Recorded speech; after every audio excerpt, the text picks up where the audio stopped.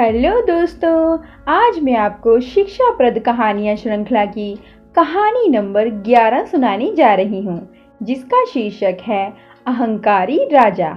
तो आइए दोस्तों, कहानी की शुरुआत करते हैं। पर कहानी सुनने के पहले कृपया वीडियो को लाइक, शेयर और चैनल को सब्सक्राइब करना ना भूलें। एक बार की बात है, एक राज्य था जिस पर एक अत्याचारी राजा का शासन था। राजा इतना अहंकारी था कि हमेशा खुद की प्रशंसा करता रहता था, अपने अलावा कभी किसी और की प्रशंसा नहीं कर सकता था। एक बार उनके राज्य में एक साधु आया। साधु की प्रशंसा कुछ ही दिनों में पूरे राज्य में फैल गई। वह साधु बहुत ही दयालु और बुद्धिमान था। लोग उनके पास समाधान पूछने के लिए आते थे और वो लोगों के प्रश्नों के उत्तर देकर उनकी मदद करता था। जल्दी ही साधु की यह खबर राजा के पास पहुंच गई।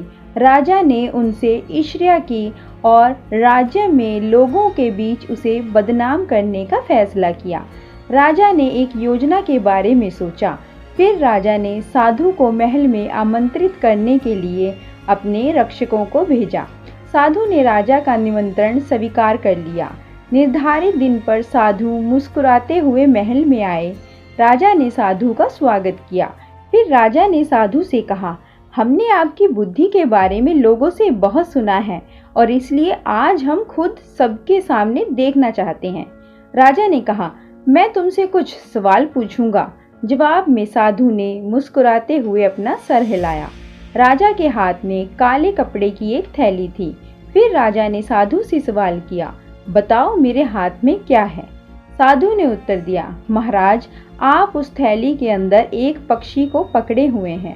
राजा थोड़ा हैरान हुआ, फिर भी शांति से जवाब दिया, हाँ, तुम सही कह रहे हो। अब बताओ, हमारे हाथ में पक्षी जिंदा है या मर गया?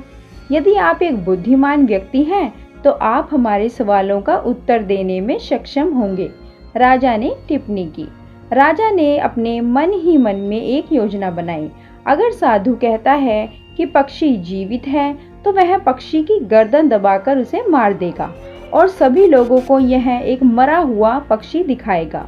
और यदि वह कहता है कि यह एक मरा हुआ पक्षी है तो राजा पक्षी को जीवित रहने देगा और सभी को दिखाएगा कि यह पक्षी जीवित है।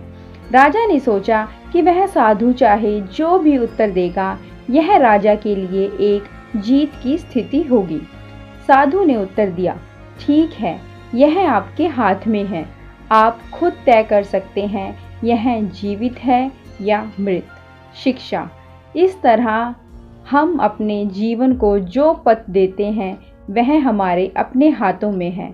अपनी पसंद और प्रयासों से हम यह तय कर सकते हैं कि हम अपने जीवन को क्या बना सकते हैं।